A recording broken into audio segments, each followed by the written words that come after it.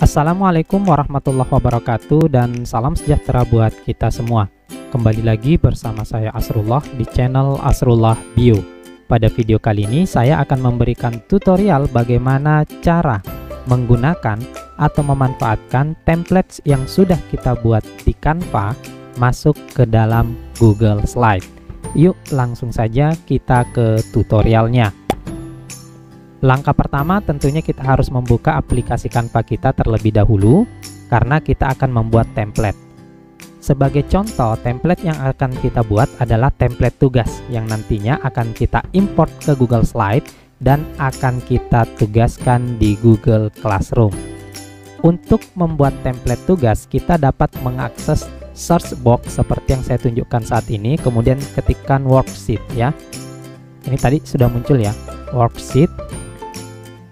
Oke, ada dua ya, ada yang landscape, ada yang worksheet saja. Namun untuk dari sisi ukuran sebenarnya dapat kita sesuaikan nanti di Google Slide dengan mengakses menu page setup di Google Slide. Nanti saya perlihatkan ya. Kita pilih yang landscape. Selanjutnya silahkan kita cari worksheet apa yang akan kita jadikan tugas sesuai dengan judul materi yang sudah kita sampaikan ya. Contoh, karena saya guru IPA sudah menyampaikan mikroskop, saya pilih yang worksheet part of a microscope ya. Saya pilih. Banyak kelebihan yang bisa kita peroleh ketika kita membuat template tugas di Canva. Kenapa? Karena di Canva ini menyediakan seluruh kebutuhan yang kita butuhkan dalam menyusun template tugas yang menarik tentunya. Contoh saja di sini saya bisa mengganti warnanya ya, backgroundnya tidak hanya putih, tidak monoton, kita bisa ganti ungu atau warna lain yang kita sukai. Selanjutnya kita bisa melengkapinya dengan gambar-gambar dan aset-aset yang sudah tersedia di Canva. Ini tentu tergantung nanti dari daya kreativitas kita masing-masing. Saya tidak akan jelaskan di sini karena waktunya akan panjang. Saya hanya akan menggunakan yang sudah tersedia. Rencananya ya, template ini nanti akan jadi tugas di Google Slide, di mana siswa saya nantinya akan menulis bagian-bagian mikroskop pada box yang sudah saya siapkan. Anggap saja box ini misalnya terlalu kecil, ini bisa kita sesuaikan ya. Nah, jadi di Canva kita lebih mudah melakukan pengeditan dan seterusnya. Setelah misalnya ya template ini selesai. Nah, saya ingin menyampaikan untuk lebih memperdalam lagi pengetahuan kita terkait bagaimana cara menjadikan Google Slide itu penugasan di Google Classroom ke banyak siswa dan bagaimana cara mengubah latihan di buku menjadi latihan digital di Google Slide dan ditugaskan di Google Classroom. Silahkan simak video tutorial yang sudah pernah saya buat sebelumnya, linknya ada di atas.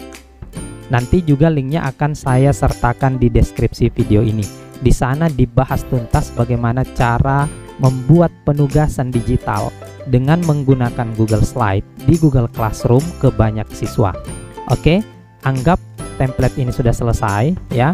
Langkah selanjutnya kita harus mendownloadnya dalam bentuk PNG yang nantinya kita import ke Google Slide. Bagaimana cara mendownloadnya dalam bentuk PNG? Silahkan menuju ke tombol share seperti yang saya tunjukkan saat ini, diklik. Kemudian menuju ke kata download, diklik. Kemudian di sini sudah muncul file type ya, defaultnya PNG, jadi tidak perlu kita cari lagi. Kalau kita klik di sini banyak file type-nya, kita pilih yang PNG defaultnya, kemudian klik download. Kita tunggu. Oke, sekarang sudah terdownload. Nah, jika kita bingung atau lupa di mana letak file download kita, silahkan klik tanda panah ke atas ini, kemudian pilih tampilkan dalam folder, nanti akan dibawa ya. Ternyata letaknya ada di downloads ya. Oke, anggap kita sudah tahu, ini kita tutup. Selanjutnya kita kembali ke Google Slide. Ini saya sudah membuka Google Slide, ini saya delete saja ya. Nah, untuk mengatur ukuran kanvas dari slide ini, silahkan menuju ke menu file, kemudian pilih page setup, kemudian pada bagian widescreen ini, klik tanda panah ke bawah, pilih custom, nanti bisa diatur di sini ya. Karena ini contoh, saya biarkan saja untuk ukuran ini, nanti juga template yang sudah saya download dalam bentuk PNG itu akan menyesuaikan.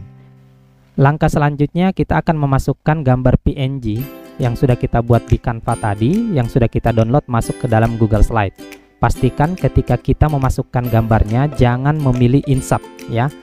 Kenapa? Kalau kita insert image, nantinya ketika siswa kita mengerjakan tugas ini, maka image-nya bisa saja bergeser ya.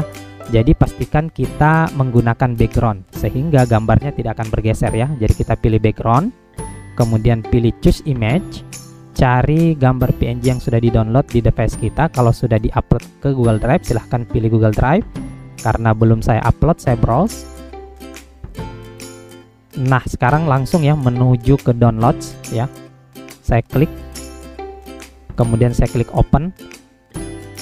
Kita tunggu. Setelah itu klik done. Nah, sudah masuk ya. Karena dia background, pasti dia menyesuaikan. Langkah selanjutnya silahkan masukkan text box ya, agar siswa kita nanti tahu di sini tempat dia menulis. Nah, lakukan hal ini untuk semua text box yang tersedia atau untuk semua isian yang nanti akan diisi oleh siswa, pastikan sudah ada text boxnya. Nah, ini juga yang di bawah ini ya.